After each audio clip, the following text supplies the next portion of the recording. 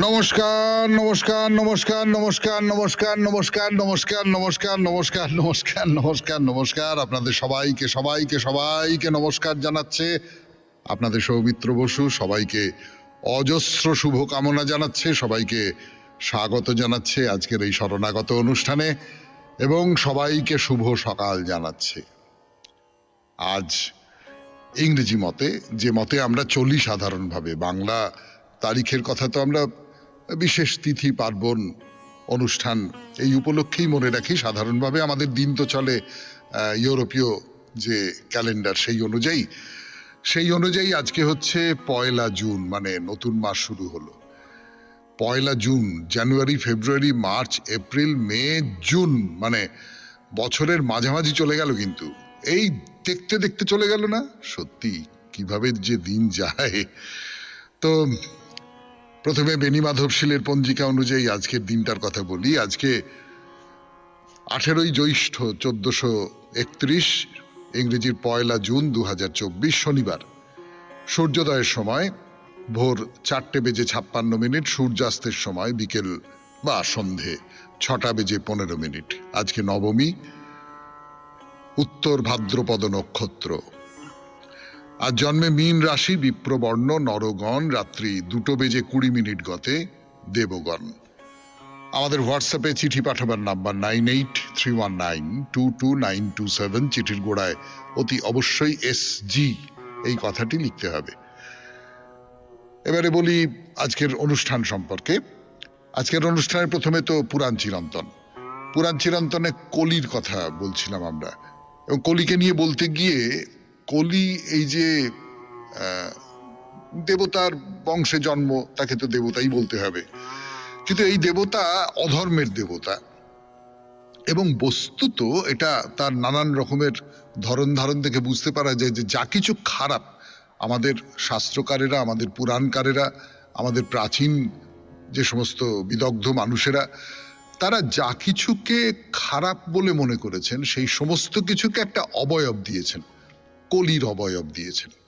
তো সেটা বলতে বলতে একটা গল্প বলা হচ্ছিল যে পাণ্ডবদের উত্তরার গর্ভে যিনি জন্মেছিলেন, অভিমন্যুর পুত্র, সেই পরীক্ষিত কলিকে বধ করবার জন্য বেরিয়ে পড়েছেন এবং তিনি কলির মুখোমুখি হয়েছেন। এইবারে কি হবে? কলি তো একেবারে পায়ে পড়ে গেছেন, আমাকে বাঁচান, আমাকে বাঁচান, আমাকে মারবেন না, এইসব করে পায়ে পড়ে গেছেন। এরপরে কি হলো সেই কথা আপনাদের বলবো আজকের পুরাণ চিরন্তনে। তারপরে চলে যাব স্বামী বিবেকানন্দের রচনা থেকে পাঠ। রচনার নাম প্রেমের ধর্ম। তার খানিকটা অংশ পড়ে শুনিয়েছি আপনাদের, আরো খানিকটা অংশ পড়ে শোনাবো। তারপর কথামৃত থেকে পাঠ, অতঃপর আপনাদের চিঠিপত্র, আর শেষে আজকে তো শনিবার, মহাপুরুষের কথাই থাক, তবে মহাপুরুষের কথা আগে যেরকম ছিল তার থেকে একটু অন্য রকমের। আগে তো যেটা ছিল, মহাপুরুষের কোনো একজন মহাপুরুষের জীবনের কোনো একটি কাহিনী, তার নাম না বলে আপনাদের শোনালাম, আপনারা তার নামটা জানালেন কুইজের মতো, কিন্তু সেইটা আমরা তুলে দিচ্ছি। তার বদলে আমরা যেটা করছি, কোনো একজন মহাপুরুষের জীবনের কথা পর্যায়ক্রমে শোনাবো আপনাদের। তার একটা কারণ আছে। এর মধ্যে একজন আমাকে ফোন করেছিলেন, তিনি আমাকে ফোন করে বললেন যে মহাপুরুষের কথাটা তুলে দিচ্ছেন, কিন্তু মহাপুরুষের কথা তো এখনকার মানুষজনেদের জানা দরকার, ইত্যাদি ইত্যাদি ইত্যাদি ইত্যাদি। আর একজন চিঠিতে লিখেছেন, আপনারা শুনেছেন সেই চিঠি, যে ওই মহাপুরুষের কথা জানতে পারতাম, সেইটা বন্ধ হয়ে গেল। তা আমরা মহাপুরুষের কথাই বলবো, কিন্তু আমিই শোনাবো আপনাদের। আপনাদের কাছ থেকে কোনো উত্তর প্রত্যাশা করব না। আপনাদের কথাও রইল, আমাদের যে ভাবনা চিন্তা সেটাও রইল, মাঝামাঝি নামটা একই রইল, মহাপুরুষের কথা। কথা পুরাণ চিরন্তন এই পর্বে। তো যেটা বলছিলাম যে একটি বৃষ, ষাঁড়, তার 3টে পা নেই, খোঁড়া, একটা পা মাত্র আছে। অর্থাৎ এই যে 3টে যুগ, এই 3টে যুগ পার হয়ে গেছে, ধর্মের 3 পোয়া পূর্ণ হয়ে গেছে, বাকি 1 পোয়া বাকি আছে। অর্থাৎ ধর্মের 4টে পর্বের মধ্যে কোনো মতে একটা পর্ব বেঁচে আছে, এই অবস্থায় কলি রয়েছেন, তাকে পরীক্ষিত দেখেছেন এবং পরীক্ষিত তো খুব রাগ হয়েছে, দুঃখ হয়েছে। তিনি বললেন যে আমার রাজ্য থেকে বেরিয়ে যাও। যেখানে যজ্ঞ নিপুণ ব্রাহ্মণেরা সবসময় যজ্ঞ করে সেইখানে তুমি থাকতে পারবে না। এখানে থাকতে গেলে ধর্ম আর সত্যই একমাত্র সম্বল। এই ব্রহ্মাবর্তে তোমার স্থান হবে না, তুমি এখান থেকে বেরিয়ে যাও, আমার রাজ্য থেকে বেরিয়ে যাও। আমার রাজ্যে কোনো পাপ থাকতে পারবে না, কোনো অন্যায় থাকতে পারবে না, কোনো খারাপ কিছু, কোনো কলুষ কিছু, কোনো কিচ্ছু আমার রাজ্যে থাকতে পারবে না, তুমি এই রাজ্য থেকে বেরিয়ে যাও। তো কলি বলছে আমি যাব কোথায়? আপনি আমাকে বলুন, এই সমস্ত পৃথিবীটাই তো আপনার রাজ্য, আমি যেখানেই যাব সেখানেই তো আপনি খড়গ হাতে আমাকে তাড়া করে বেড়াবেন, কেননা এই পৃথিবীর বাইরে চলে যেতে হয় আমাকে, কিন্তু পৃথিবীর বাইরে তো আমি যেতে পারবো না, আমাকে তো পৃথিবীতেই থাকতে হবে, বাঁচতে হবে। যদি বাঁচতে হয় তাহলে এছাড়া আর আমার কোনো উপায় নেই। মানে একটা কথা একটু মনে রাখতে বলবো, সেটা হচ্ছে যে কলি এই যে পৃথিবী বলছে, এই পৃথিবী বলতে তখন ভারতবর্ষই বোঝাতো। মানে সত্যি সত্যি বাইরের যে বড় পৃথিবী, সেই পৃথিবীর কথা তো এখানে বলা সম্ভব নয়, সেই পৃথিবীর কথা বলা হচ্ছেও না। পৃথিবী মানে ভারতবর্ষ, এবং পরীক্ষিত হচ্ছেন এই ভারতবর্ষের অধিপতি। তো খুব সঙ্গত কথা, সত্য কথা, কলি যেটা বলছেন সেটা ঠিকই। তো কলি তখন বললেন যে ঠিক আছে, আপনি আমাকে বলুন যে আমি কোথায় থাকবো, আপনি আমার বাসস্থান নির্দিষ্ট করে দিন, আপনি যেখানে থাকতে বলবেন আমি সেইখানেই থাকবো। তখন কলি তো পরীক্ষিতের শরণাগত হয়েছে, আর শরণাগতকে আঘাত করা যায় না, শরণাগতকে প্রত্যাখ্যান করা যায় না। এই যে আপনারা শরণাগত অনুষ্ঠানটা শুনছেন, এই শরণাগত নামকরণের জন্যই আপনারা সৌমিত্র বসুকে প্রত্যাখ্যান করতে পারবেন না বা তাকে আহত করতে পারবেন না। কিরকম কায়দা করে নামটা দেওয়া হয়েছে বলুন। তো যাই হোক, পরীক্ষিত বললেন যে ঠিক আছে, ঠিক আছে, তুমি যখন বলছো আমি 4টে জায়গায় তোমার পুনর্বাসনের ব্যবস্থা করে দিচ্ছি, তুমি এই 4টে জায়গার বাইরে কোথাও বেরোবে না। কি কি 4টে জায়গা? একটা হলো দ্যুত ক্রীড়ার আসর, পাশা খেলার আসর, আর একটা হলো পানশালা মানে মদের দোকান, ভাটিখানা, তৃতীয়টা হলো গণিকালয়, আর সবশেষে হলো যেখানে বৃথা প্রাণী হত্যা করা হয়। এই 4টে জায়গায় তুমি থাকতে পারবে। আপনারা তো বুঝতেই পাচ্ছেন এই 4টে জায়গায় কলি থাকবে এ কথার মানে কি। তবু আমার কাজ এই নিয়ে একটা দুটো কথা বলা, কিন্তু সেটা বলবার জন্য আমি ফিরে আসবো গানের পর। 92.7 বিগ FM-এ শরণাগত অনুষ্ঠান শুনছেন। এখন শুনছেন পুরাণ চিরন্তন, কলির কথা। কলির কথা বলছি, ফিরে এসেছি গানের পর 92.7 বিগ FM-এ শরণাগত অনুষ্ঠানে। যেটা বলছিলাম সেটা হচ্ছে যে রাজা পরীক্ষিত কলিকে বললেন 4টে জায়গায় তুমি থাকতে পারবে। কোথায় কোথায়? একটা হচ্ছে যেখানে দ্যুত ক্রীড়া হচ্ছে। দ্যুত ক্রীড়া এই শব্দটার সঙ্গে আমরা পরিচিত, এবং আমরা দেখেছি যে মানে নল রাজার উপাখ্যানেও আমরা দেখেছি যে নলের ভাই দ্যুত ক্রীড়ায় কলির সাহায্য নিয়ে রাজাকে হারিয়ে দিয়ে সর্বশান্ত করেছেন। আর তারপরে মহাভারতের যেই বিখ্যাত পাশা খেলা, বিখ্যাত সেই দ্যুত ক্রীড়া, তার কথা তো আমরা সবাই জানি। সে তো একটা অসম্ভব দুর্যোগ বলতে পারি, এবং অসম্ভব করুণ ঘটনা বলতে পারি। তো দ্যুত ক্রীড়া মানে আমরা বুঝে গেছি এর মধ্যে, মানে আমাদের আধুনিক চোখে যাকে বলে জুয়ার আসর। জুয়া খেললে, বাজি ধরে জুয়া খেলা, এইটার মধ্যে কলি থাকতে পারবে, কলি থাকে। এই কথাটাই তো পরীক্ষিত বলতে চান যে জুয়া খেলার মধ্যে কিন্তু কলি থাকে, যে কলি সর্বনাশ করে দেবে, অধর্ম করে দেবে। এই অধর্মের মধ্যে দিয়ে তো জুয়া খেলা হয়, কাজে কাজে কলি তার ভেতরে থাকে। দ্বিতীয় হচ্ছে পানশালা। পানশালা মানে হচ্ছে মদ খেলে মানুষের যে স্বাভাবিক বুদ্ধি, স্বাভাবিক যে কাণ্ডজ্ঞান, স্বাভাবিক যে চেতনা, সেইটা আস্তে আস্তে আস্তে আস্তে নষ্ট হতে থাকে।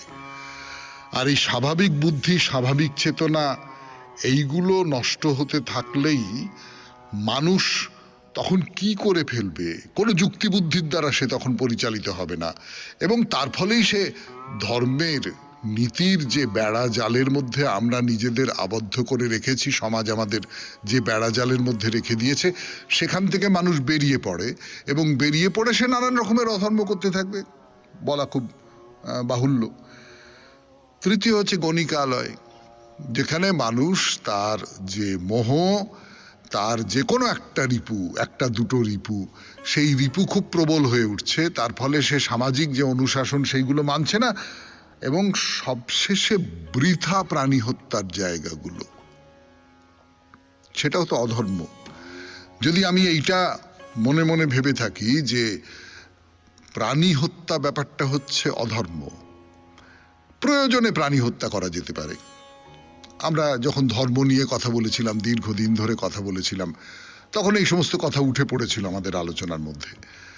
কিন্তু বৃথা শুধু শুধু মজা করবার জন্য যে প্রাণী হত্যা, সেই প্রাণী হত্যা অধর্ম, এবং সেই প্রাণী হত্যার মধ্যে কলি লুকিয়ে আছে। তো কলি বলল যে আমার যা পরিবার, তাতে এইটুকু জায়গায় আমার কুলোবে না, তো বললো আপনি আমাকে আরেকটু জায়গা করে দিন। তখন পরীক্ষিত বললেন, আর ঠিক আছে ঠিক আছে, সোনা দানা টাকা পয়সা এই সমস্ত জায়গাতেও তুমি থাকতে পারবে, অর্থাৎ অর্থই অনর্থের মূল। সোনা দানা টাকা পয়সা পেলেই অহংকার তৈরি হয়, মোহ তৈরি হয়, দম্ভ তৈরি হয়, তার মধ্যেও কলি থাকবেন। শুনলেন পুরাণ চিরন্তন 92.7 বিগ FM এ শরণাগত অনুষ্ঠানে। এরপর গানের পর স্বামী বিবেকানন্দের রচনা থেকে পাঠ, প্রেমের ধর্ম। এবার স্বামী বিবেকানন্দের রচনা থেকে পাঠ 92.7 বিগ FM এ শরণাগত অনুষ্ঠান শুনছেন। আমি আছি আপনাদের সঙ্গে, আপনাদের সৌমিত্র বসু। সর্বশেষে আসে নির্বিশেষ প্রেম, আত্মা। একটি পার্সি কবিতায় বর্ণিত আছে, জনৈক প্রণয়ী তার প্রণয়িনীর ঘরের দরজায় ঘা দিল। প্রেমিকা জিজ্ঞাসা করল, কে তুমি? প্রেমিক উত্তর দিল, তোমারই প্রিয়তম অমুক। প্রেমিকা শুধু বলল, আমি তো এমন কাউকে চিনি না, তুমি চলে যাও। এভাবে চতুর্থবারও যখন প্রশ্ন করলো, তখন প্রেমিক বলে উঠল, প্রিয়তম আমি তো তুমি, অতএব দরজা খোলো। অবশেষে দরজা খুলে গেল। প্রেমিকার ভাষায় অনুরাগ বর্ণনা করে জনৈক মহান সাধক বলেছেন, চার চোখের মিলন হলো, দুটি আত্মায় যেন কি পরিবর্তন হয়ে গেল। এখন আর আমি বলতে পারি না তিনি পুরুষ এবং আমি নারী, অথবা তিনি নারী এবং আমি পুরুষ। শুধু এইটুকুই স্মৃতিতে আছে যে আমরা দুটি আত্মা ছিলাম, অনুরাগের আবির্ভাবে এক হয়ে গেছি। সর্বোচ্চ প্রেমে শুধু আত্মারই মিলন। অন্য যত রকম ভালোবাসা সবই দ্রুত বিলীয়মান, শুধু আত্মিক প্রেমই স্থায়ী হয় এবং ক্রমশ বেড়ে যায়। প্রেম দেখে আদর্শটি, এটি ত্রিভুজের তৃতীয় কোণ। ঈশ্বর কারণ, স্রষ্টা ও পিতা। প্রেম হচ্ছে চরম পরিণতি। কুঁজো সন্তানের জন্য মা আক্ষেপ করেন, কিন্তু দিন কয়েক লালন পালনের পরই তাকে স্নেহ করেন এবং সবচেয়ে সুন্দর মনে করেন। কৃষ্ণাঙ্গ ইথিওপের ললাটে প্রেমিক সুন্দরী হেলেনেরই রূপ দেখে। এসব ব্যাপার আমরা সাধারণত উপলব্ধি করতে পারি না। ইথিওপের ললাট উপলক্ষ মাত্র, প্রেমিক তো দেখে হেলেনকেই। উপলক্ষের উপর তার আদর্শটি প্রক্ষেপ করা হয় এবং আদর্শ তাকে আবৃত করে।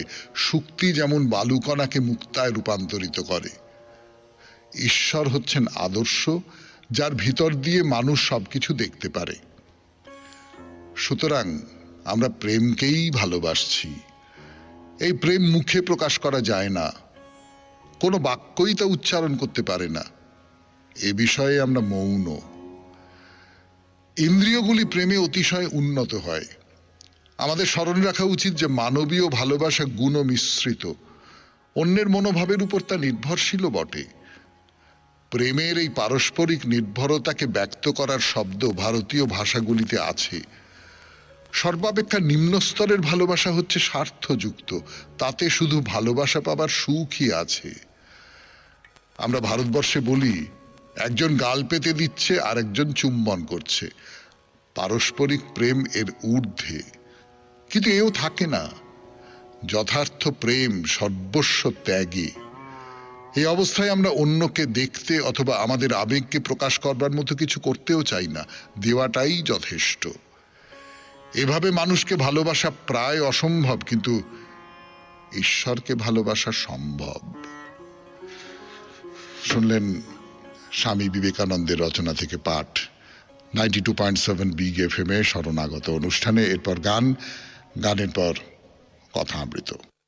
গানের পর ফিরে এলাম 92.7 বিগ এফএম এ শরণাগত অনুষ্ঠান। এবার কথা আমৃত থেকে পাঠ, ঠাকুরের কথা আমৃত। ঠাকুরের নানান কথা, তার নানান আচার ব্যবহার আচরণ, এই সমস্ত শোনাচ্ছি আপনাদের। যেমন এখন ঠাকুর কি বলছেন, বলছেন জয়নারায়ণ পণ্ডিত খুব উদার ছিল, গিয়ে দেখলাম বেশ ভাবটি, তো নিজে বললাম আমি কাশী যাব, যা বললে তাই শেষে করলে, কাশীতে বাস আর কাশীতেই দেহত্যাগ হলো। বলে বলছেন বয়স হলে সংসার থেকে ওই রকম চলে গিয়ে ঈশ্বর চিন্তা করা ভালো। কি বলো? এইটা তো আমাদের চতুরাশ্রম বলে একটা ব্যাপার ছিলই, এবং সেটা যে এখনো একেবারে নেই তা নয়, তার চেহারাটা অনেকটা পাল্টে গেছে, তার দাবিগুলো মানে কি বলবো, বাধ্যতার ব্যাপারটা অনেক কমে গেছে, কিন্তু এই চতুরাশ্রমের ব্যাপারটা আছে কিন্তু।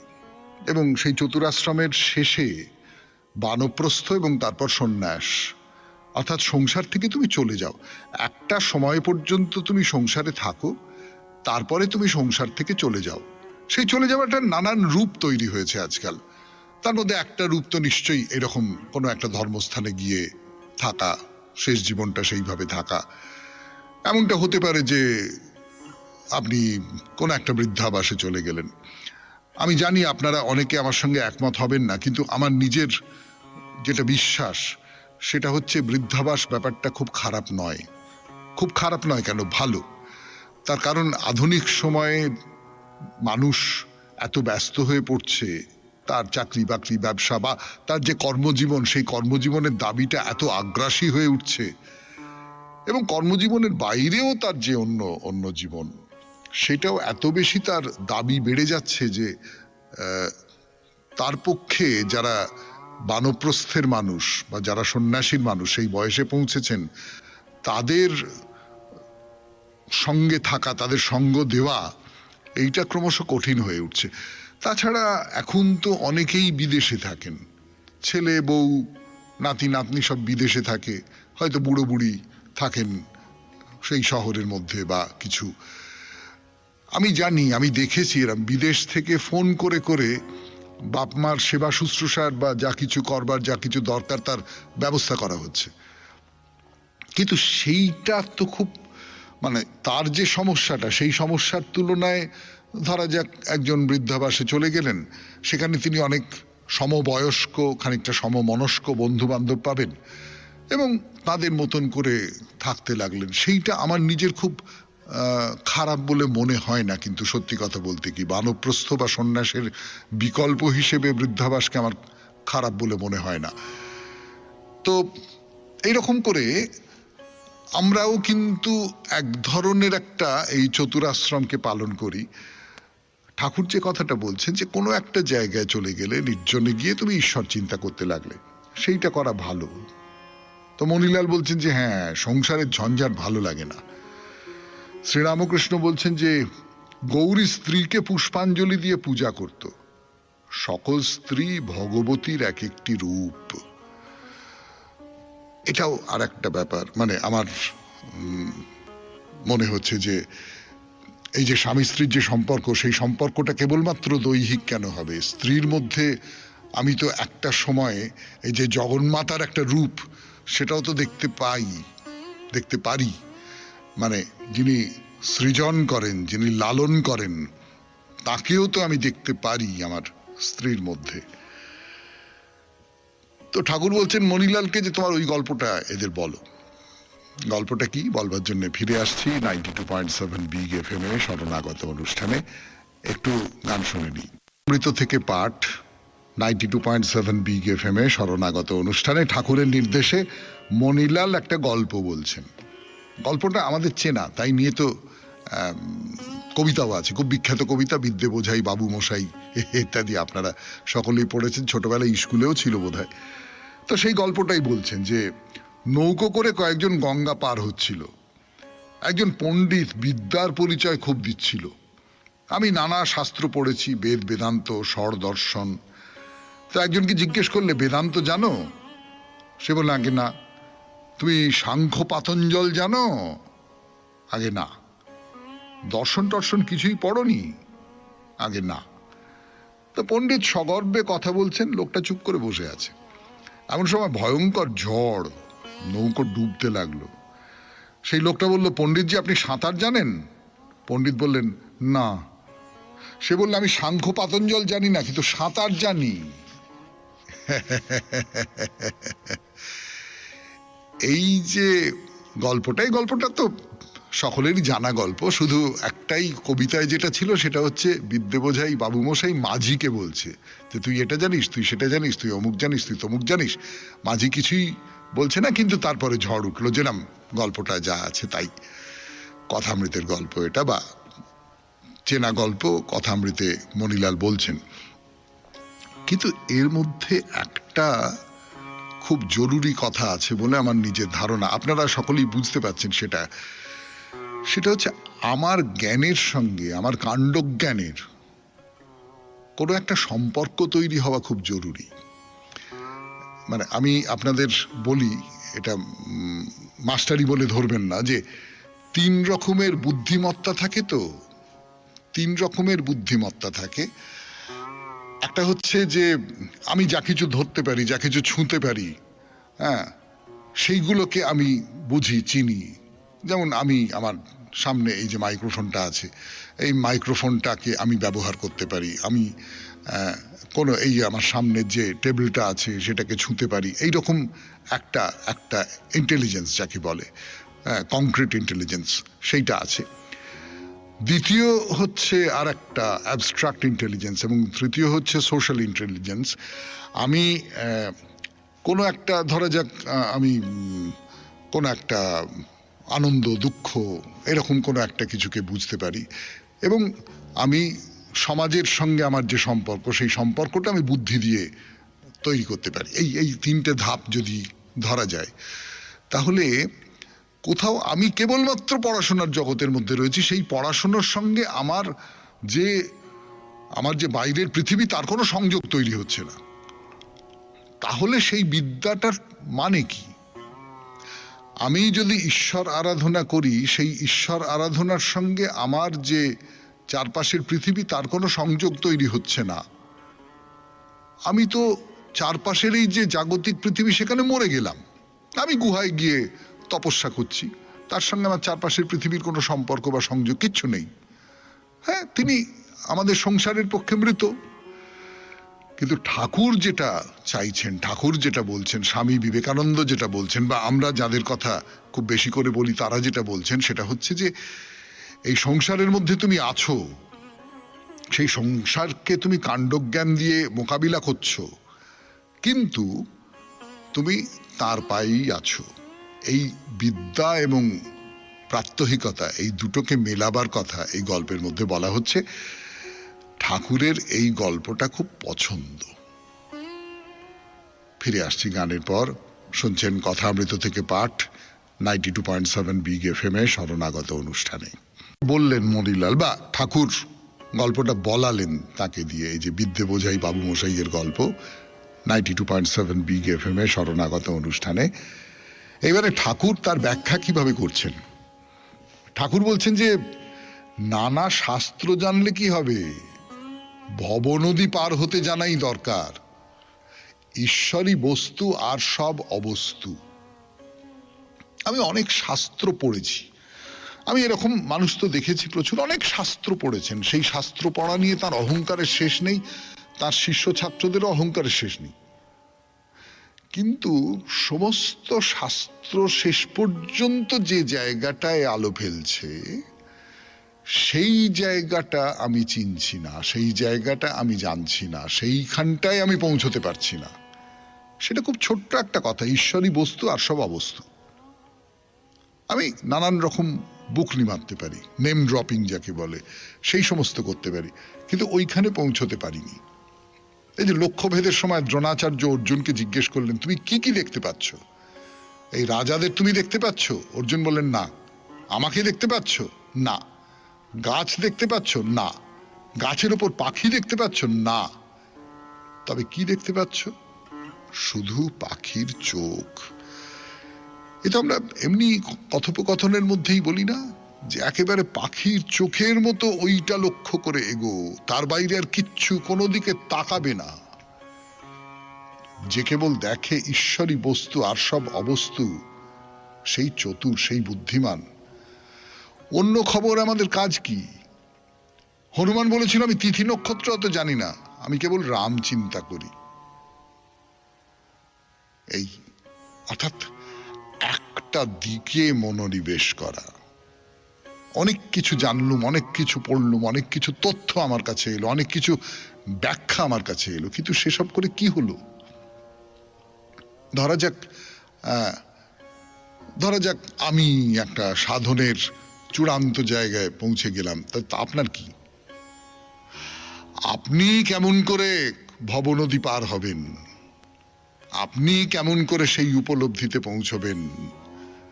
আপনি কেমন করে আপনার চারপাশের যে পৃথিবী, তার সঙ্গে আপনার ঈশ্বর ভাবনার সংযোগ তৈরি করবেন, সেটাই তো হলো আসল। কথামৃত থেকে পাঠ শেষ হলো, এরপর গান, গানের পর আপনাদের চিঠিপত্র, আর তারপর মহাপুরুষের কথা। আমি আছি আপনাদের সঙ্গে, আপনাদের সৌমিত্র বসু। 92.7 বিগ এফএম এ শরণাগত অনুষ্ঠানে চিঠিপত্র। আজকের চিঠিটি লিখেছেন মুকুল সিনহা। মুকুল সিনহা লিখেছেন পথে যেতে যেতে, এই নিয়ে চিঠি। পড়ে শোনাই তার অভিজ্ঞতার কথা। প্রিয় দাদা ভাই, আপনি আমার ভালোবাসা ও শুভেচ্ছা নেবেন। সকল বন্ধু বান্ধবী এবং 92.7 বিগ এফএম এর সকল কলাকুশলী দিগকেও আমার ভালোবাসা ও শুভেচ্ছা জানাই। কবে যে হাঁটি হাঁটি পা পা করতে করতে হাঁটা শিখেছিলাম তা তো মনে নেই, তবে একটি বড় রাস্তায় চলতে শিখেছিলাম প্রথম দাদুর হাত ধরে। তারপর ছোট বড় কত রাস্তায় চলা, অলি গলি ছোট বড় রাস্তায় চলা, জীবন ভোর বাবা মা, কখনো বা একা, কখনো সঙ্গী সাথীর সঙ্গে। একসময় অর্থের প্রয়োজনে এক গ্রামাঞ্চলে এক বিদ্যালয়ে শিক্ষিকার পদে ইন্টারভিউ দেবার জন্য গিয়েছিলাম। ওই গ্রামের পথ চিনতাম না। কিছু মানুষজনকে জিজ্ঞাসা করে একটি বাসে উঠে পড়লাম। আমার পাশেই বসেছিল একটি ছেলে। কথায় কথায় তাকে সবকিছু বললাম এবং আরো বললাম আমি ওই স্কুলের পথ চিনি না। সে ওই স্কুলের পথ চেনে। বাস থেকে দুজনে একসঙ্গে নামলাম এবং ছেলেটি আমাকে গ্রামের ভিতর দিয়ে পথ চিনিয়ে দিতে দিতে আমার সঙ্গে চলল। বেশ কিছুটা পথ পেরোবার পর ছেলেটি বিদ্যালয়ের পথ দেখিয়ে চলে গেল। নির্জন পথ, জনমানুষ শূন্য, মাঝে মাঝে দুই চারিটি গাছ। আমি ভয়ে ভয়ে একা একাই চলতে লাগলাম। দূরত্ব অনেক এবং একসময় ওই বিদ্যালয়ে পৌঁছে গেলাম এবং যথাসময়ে আমার ইন্টারভিউ হয়ে গেল। প্রধান শিক্ষক ও সম্পাদকের সহৃদয় ব্যবহার পেলাম এবং জানতে পারলাম আমার ইন্টারভিউ ভালো হয়েছে। সেদিনের কথা আজও ভুলিনি। ওই ছেলেটি আমার কাছে দেবদূতের মতো এসেছিল। অজানা অচেনা হয়েও সে আমার সঙ্গে প্রকৃত বন্ধুর মতো ব্যবহার করেছিল। তাই পথে চলতে চলতে যা কিছু ভয় ও ভয়ানক মনে হয় তা সবসময় ঠিক হয় না। তাই বলি, the path of life is not only ugly and terrible, but it has its beauty and love also. মুকুল সিনহা এই চিঠিটি লিখেছেন। অনেক ধন্যবাদ আপনাকে। খুব সামান্য একটা উদাহরণ, তার থেকে কিন্তু কতকগুলো জিনিস খুব স্পষ্ট হয়ে ওঠে। দেখুন, একজন মানুষ রাস্তা চেনেন না, আমি তাকে রাস্তাটা বলে দিলাম, এটা খুব স্বাভাবিক একটা ব্যাপার। আমি তাকে সঙ্গে করে অনেকটা পর্যন্ত এগিয়ে দিলাম, আমার পথের মধ্যেই যদি পড়ে সেটাও খুব স্বাভাবিক ব্যাপার। কিন্তু সেইটে আপনার মনে থেকে গেছে, কেননা এই যে সাধারণ স্বাভাবিক যে সৌজন্যটুকু, সেটুকুও আমরা অনেক সময় পাই না, তাই না? আপনার এই চিঠিটা কোথাও একটা খুব সহজ চিঠি, খুব সরল চিঠি, কিন্তু কোথাও একটা খোঁচা দিল যেন ভেতরে। আমাদের সৌজন্যের অভাব নিয়ে কোথাও একটা খোঁচা দিয়ে গেল। আপনাকে অনেক ধন্যবাদ। এরপর মহাপুরুষের কথা।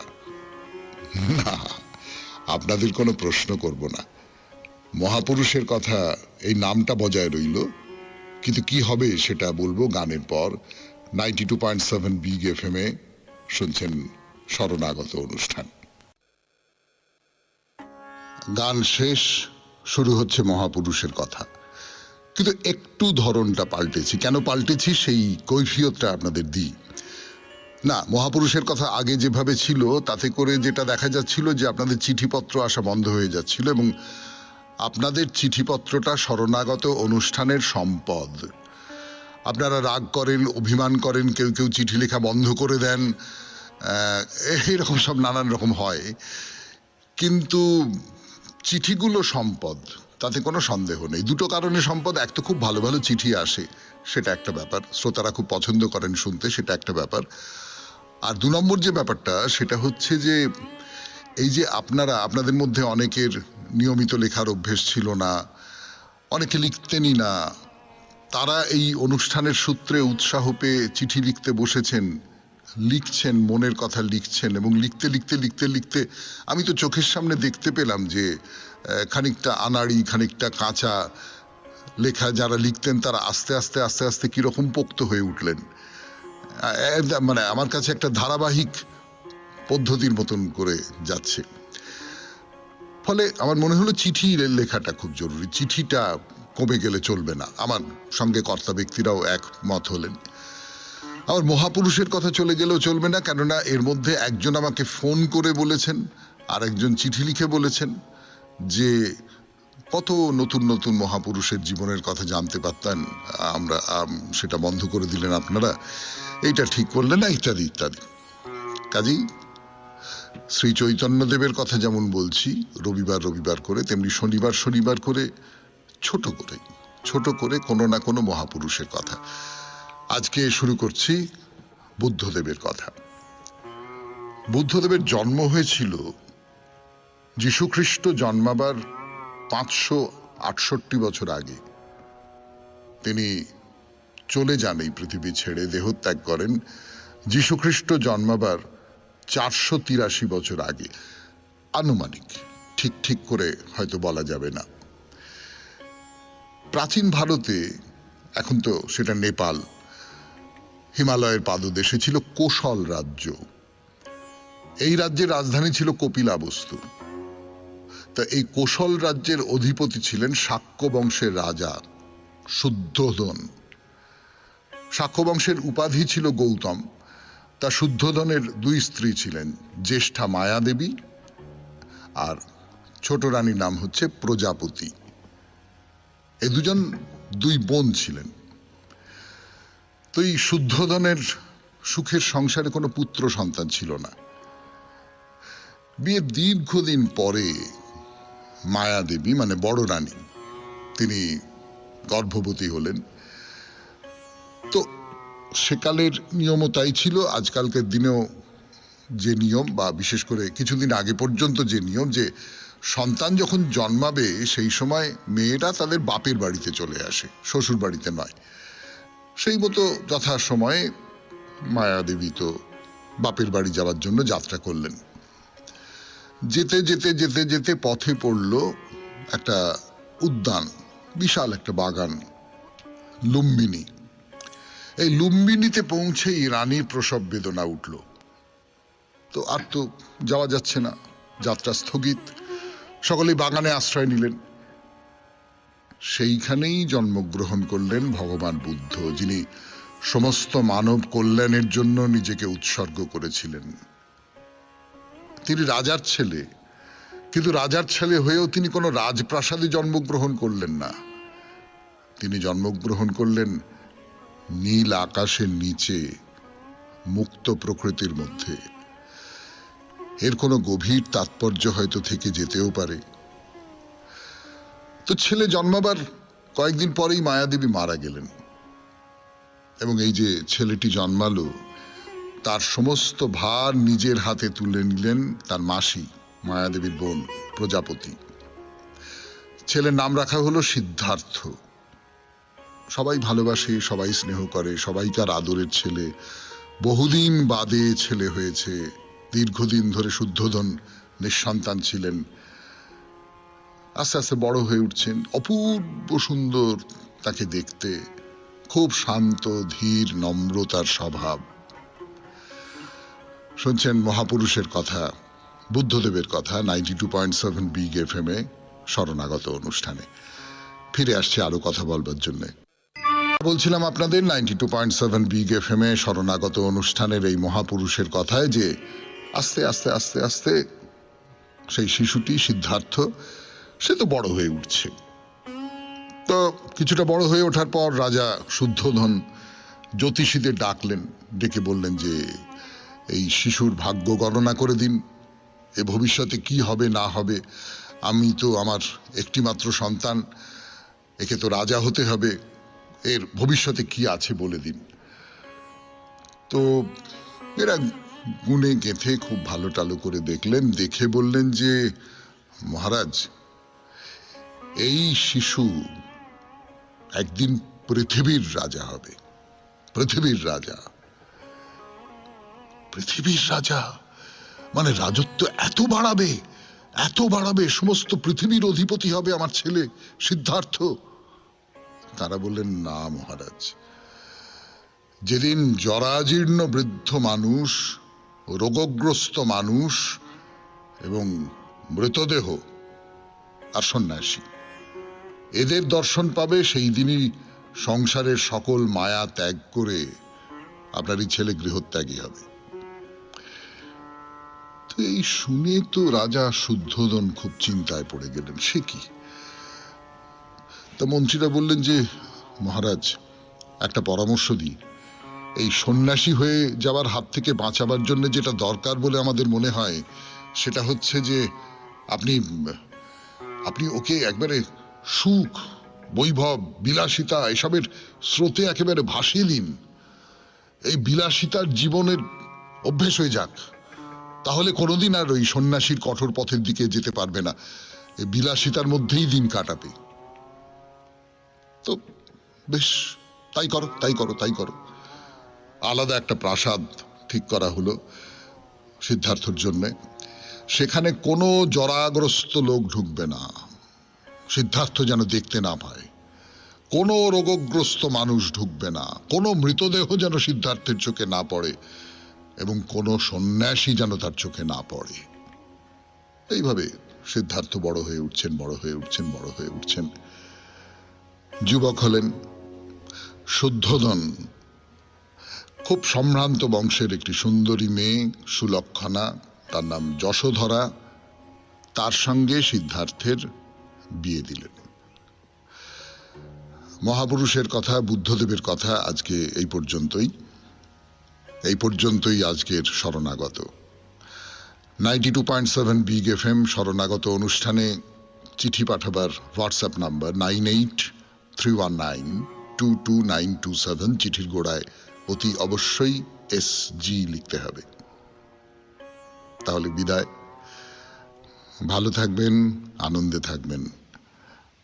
নমস্কার নমস্কার নমস্কার নমস্কার নমস্কার নমস্কার।